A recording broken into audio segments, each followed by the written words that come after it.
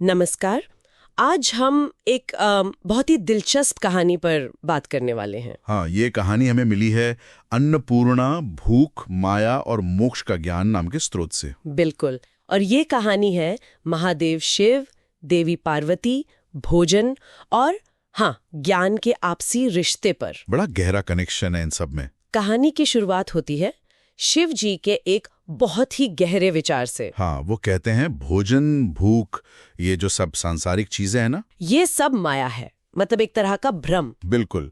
और कहते हैं कि इनसे पूरी तरह मुक्त हो जाना वही मोक्ष है। सुनने में तो ये बहुत ऊंची आध्यात्मिक बात लगती है ना? वैराग्य की पराकाष्ठा। हाँ, लगता तो है, लेकिन कहानी का मजा यहीं से शुरू होता है।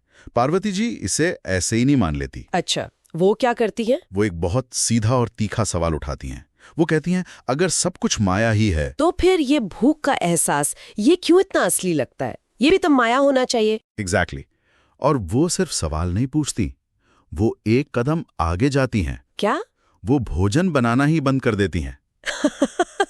कहती हैं, जब सब माया है तो भोजन की क्या जरूरत? अरे, ये तो मतलब सिर्फ एक प्रतिक्रिया नहीं थी। नहीं, बिल्कुल नहीं।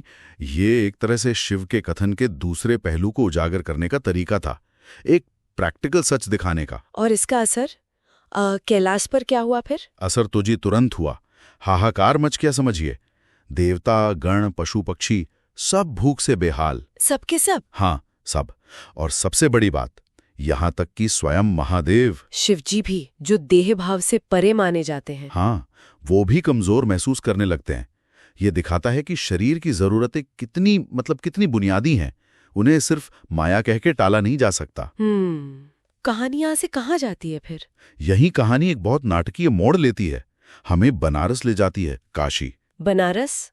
पार्वती जी कैलाश छोड़कर? हाँ, वो काशी पहुंचती है और वहां अन्नपूर्णा का रूप धारण करती हैं। अन्नपूर्णा यानी अन्न की देवी, जो सबका पेट भरती हैं। बिल्कुल। और अब सोचिए, सबसे पहले भिक्षा मांगने उनके दरवाजे पर कौन पहुंचता है? कौन? कहीं? हाँ, स्वयं महादेव। शिव जी। हाँ। वही शिव जो अन्न को माया कह रहे थे। हाँ, वही शिव।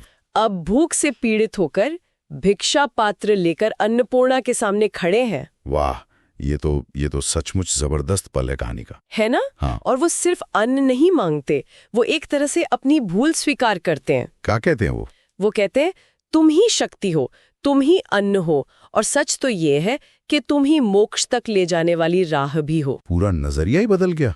जो माया था वही अब मोक्ष का रास्ता बन गया। यही कहानी का असली सार है। अगर हम इसे बड़े कैनवास पर देखें, हाँ। तो ये चेतना यानी शिव और ऊर्जा या पदार्थ यानी शक्ति, पार्वती या अन्न, इनकी अविभाज्यता को दिखाता है। मतलब ये दोनों अलग नहीं हैं? बिल्कुल नहीं।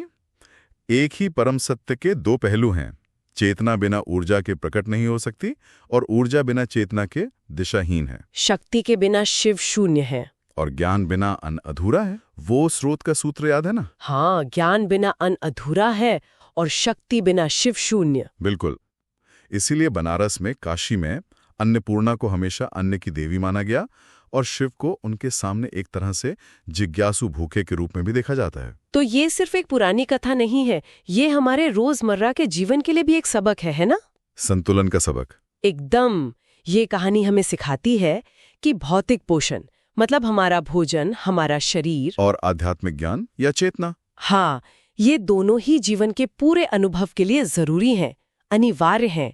आप एक को नकार कर दूसरे को पूरी तरह पा ही नहीं सकते। इसीलिए वो अंतिम संदेश इतना महत्वपूर्ण है। कौन सा? अन्न का अपमान ना करें, उसमें महादेव स्वयं समाये हैं। बिल्कुल, यहाँ अन्न सिर्फ पेट भरने की चीज नहीं रह जाता, वो उस दिव्य ऊर्जा का प्रतीक बन जाता है जो चेतना को संभाले हुए है। हर कौर एक तरह से उस जुड़ाव का उत्सव हो सकता है। तो ये कहानी आज के समय में भी उतनी ही प्रासंगिक है। निश्चित रूप से, बल्कि शायद आज और भी ज्यादा। ये हमें सोचने पर मजबूर करती है। किस तरह से? देखिए, आज विज्ञान भी मान रहा है कि मन और शरीर कितने गहरे जुड़े हैं।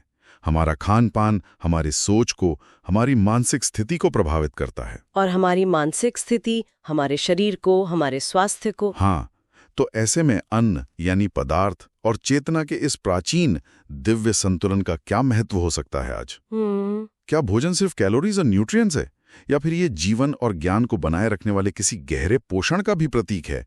कोई ऐसा पोषण जिसे हम अक्सर अनदेखा कर देते हैं। वाकई ये कहानी तो हमारे खाने की थाली को भी एक अलग नजरिए से देखने की प्रेरणा देती है। हाँ, एक गहरा विचार है सोचने के लिए, कैसे वो साधारण सा दिखने वाला अन्न भी उस परम चेतना से जुड़ा हो सकता है।